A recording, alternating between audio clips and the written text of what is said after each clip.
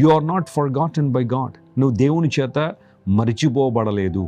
మనుషులు మర్చిపోవచ్చేమో, నిన్ను బంధువులు మర్చిపోవచ్చేమో, స్నేహితులు మర్చిపోవచ్చేమో, నువ్వు ఎదురుపడినా నువ్వు తెలియనట్టుగా కొంతమంది మాట్లాడచ్చేమో, లేదా నువ్వు పలకరిస్తే ఎవరండి అని బహుశా ఆశ్చర్యకరంగా నిన్ను చూడొచ్చేమో. కానీ దేవుడు అలాంటోడు కాదు. దేవుడు నిన్ను మర్చిపోలేదు. నేను నిన్ను మర్చిపోజాలను, ఎందుకంటే నువ్వు నా సేవకుడు అని దేవుడు ఒక వాగ్దానాన్ని బైబిల్లో ఇచ్చారు. ఆయన్ను సేవించేవారిని, యథార్థంగా ఆయన్ని వెంబడించేవారిని, ఆయన్ను అనుసరించేవారిని దేవుడు ఎప్పుడు మర్చిపోలేదు. అందును బట్టి ఒకవేళ దేవుడు నన్ను మర్చిపోయాడనే ఆ భావన నీలో ఉంటే తొలగించేదాన్ని. ప్రభు నిన్ను మర్చిపోలేదు. ఆయన నిన్ను జ్ఞాపకం చేసుకుంటున్నాడు. You are known by God. దేవుడు నిన్ను తెలుసుకున్నాడు కాబట్టి నువ్వు మర్చిపోవడలేదు. ఆ కారణం బట్టి నువ్వు చింతపడాల్సిన అవసరం లేదు. God's love is sacrificial. చెక్కుకోవడం అనేది, చెక్కుకుంటున్నప్పుడు కొంచెం ఇబ్బంది ఉంది, కొంచెం శ్రమ ఉంది.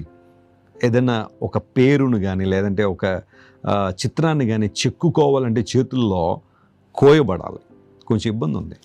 God's love is sacrificial. ఆయన ఏదో పై నిన్ను ప్రేమించి పంపించేయలేదు.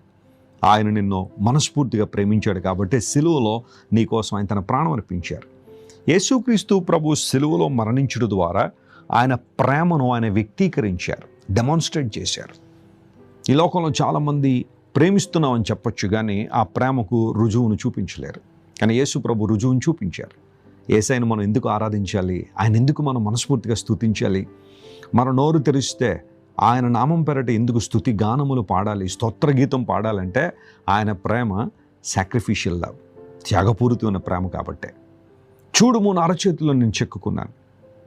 ఒకవేళ ఈరోజు నువ్వు ఏదైనా ఒక పరిస్థితిని బట్టి చింతపడుతున్నావా, దుఃఖపడుతున్నావా, ధైర్యంగా ఉన్నావా, అందరూ నేను వదిలిపెట్టేశారనే ఆ భావన నిన్ను చాలా కృంగదీస్తుందా? అయితే బైబిల్ సెలవిస్తూ ఉంది, your life matters to God. నీవు ఆయన చేత శాశ్వతంగా ప్రేమించబడ్డావు కనుక ఆయన నిన్ను విలువైన వ్యక్తిగా ఎంచుతున్నాడు. లోకం నిన్ను విలువ లేకుండా పిలవచ్చేమో, విలువ లేకుండా నిన్ను చూడొచ్చేమో, హీనపరచొచ్చేమో, అవమానపరచొచ్చేమో, కానీ నిన్ను ప్రాణప్రదంగా ప్రేమించిన నీ దేవుడు నిన్ను ఎప్పుడు అవమానపరచలేదు, పరచబోడు కూడా. Praise the Lord. ఈరోజు ఈ వాగ్దానాన్ని బట్టి ప్రభువును స్తుతించండి. You are not forgotten by God, and God loves you permanently, and He cares for you, and His love is sacrificial. ఈ విషయాన్ని మనసులో పెట్టుకుని ప్రభువును స్తుతించు. గొప్ప కార్యాలను నీ జీవితంలో చూస్తావు. దేవుని సేవకునిగా మీ పట్ల నా ప్రార్థన మరియు నా కోరిక అదే.